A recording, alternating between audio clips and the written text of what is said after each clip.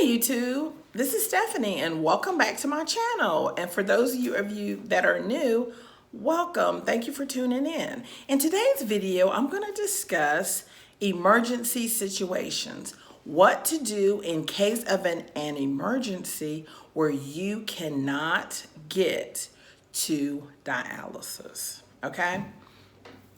Depending on where you live in the country or even in the world, people outside of the United States watch my videos, you always want to understand what disaster would be customary for where you live. Because I live in North Carolina, and in North Carolina, depending on where you live in North Carolina, sometimes flooding can be an issue, sometimes hurricanes, tornadoes cannot talk.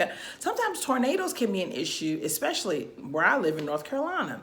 So dialysis patients who live in North Carolina have to be ready for those type of emergencies. Dialysis patients who maybe live in New York or Colorado or Minnesota, maybe the emergencies for those type of situations would be like, snow, weather related. Well, hurricanes are weather, but you know what I mean, like snow, freezing, the ground is frozen, they can't drive, those sorts of things. So basically this video is for any type of emergency where you cannot get to dialysis for a number of days. All the time, patients may once in a while have an emergency where they don't feel good or their access isn't working properly, and so they may miss a day of dialysis. I'm not referring to that. I'm referring to where you may miss multiple days of dialysis. So what should you do? Number one, you always want to be ready. You always want to go to dialysis most of the time, because if you constantly go to dialysis most of the time and there's a weather related event and you happen to miss two, let's say you're a Monday, Wednesday, Friday patient, there's a weather related event and you miss Monday and Wednesday, God forbid, we don't want that to happen. You are less likely to have problems if you always go to dialysis. Let's say you always go and you miss Monday and Wednesday. You're going to be more strict with the fluid, right? You're not going to drink, a gallon of water knowing you can't get to dialysis. So little things like that, you don't want to eat a whole bunch of protein. You don't want to eat a whole bunch of foods that have a lot of water in them so that you are going to gain more fluid than you normally would gain. Typically, we're going to recommend 32 ounces of fluid per day. But let's say if the weather is bad, or the weather is going to be bad, or your transportation may not be reliable when the weather is terrible. So you want to think ahead. You want to be more strict with your diet. You don't want to eat potato chips and fries and potatoes and tomatoes and drink a whole bunch of V8 knowing good and well there's a chance you may not be able to go to dialysis.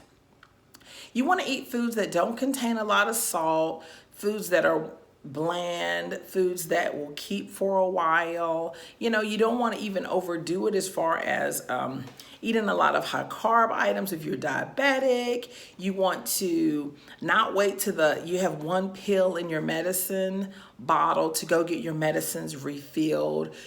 A lot of insurance companies will allow the patients to refill, I want to say within a week or so of when the medicine should run out, so that you're not at home, the weather's bad, you can't get to the pharmacy or whatever, and then you run out of your medicines. So you always want to be prepared on that front and not waiting to the last minute to do anything. Going to dialysis regularly when the weather is fine. Watching the news. If you live in the Northeast and starting in the fall, you guys have inclement weather, you want to watch the news probably every single day because you want to be prepared, because oftentimes the storm just doesn't hit overnight, snowstorms. But you have a period of time before the storm is going to hit, and the weatherman will say, hey, we're going to have bad weather in 2 days. We're predicting this amount of snow or whatever. You want to be prepared, and you want to have your medicines ready. You don't want to drink a lot of fluids. You want to have a copy of your treatment sheet, especially around that time of the year when you know you're more likely to have bad weather. So that way, if you have to travel to another facility, you have something for the other staff to go on as far as how to run your treatment.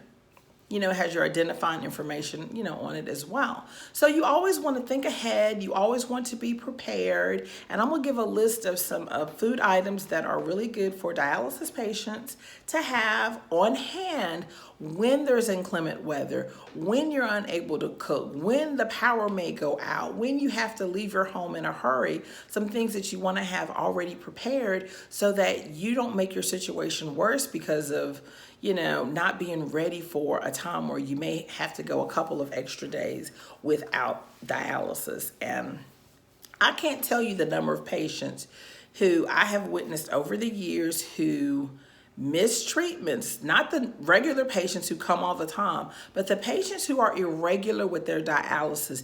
It never fails. They're irregular with their dialysis, and the one day the dialysis center is not open because of horrible weather, that's the day the patient really needed to come in and really needed to get a treatment. So I can't stress it enough. You always want to go. If you can go, even if you don't stay your whole time, you always want to go to dialysis because you don't know on the day where you're going to have to go and you can't get there because of a weather-related event. So I'm not going to make this video too long. I really appreciate you guys taking the time to tune in. And for those of you who've subscribed to my channel, and for those of you who haven't, please subscribe to my channel and push that notification bell so you don't miss any of my great videos. And if you have a suggestion of a video you would like for me to do, please comment it below. I would love to get more feedback from my audience of things that you would like to see me present. So thanks again for watching my video, and you guys be safe and be prepared.